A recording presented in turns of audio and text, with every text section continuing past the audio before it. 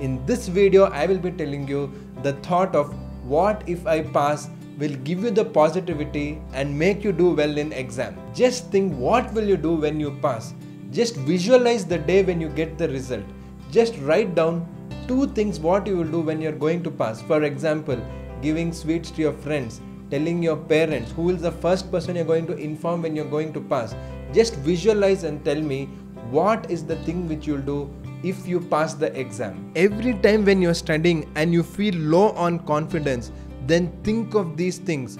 What will you do when you pass the exam? What will you do on the day of the result after you pass the exam? If you think, what if I pass? What will I do when I pass? You will get lot of confidence. It will give you a strong desire that will inspire you to study. The thought is very, very powerful. That will motivate you to study further. Also, since it's a positive thought, it will always have a positive effect on you. But if you think, what if I fail, it is a negative thought and it affects your mood all the time. From today, whenever you feel that you're low on confidence or getting scared, just visualize, just think, what will I do when I pass? And that will make you sail through the exams with full confidence.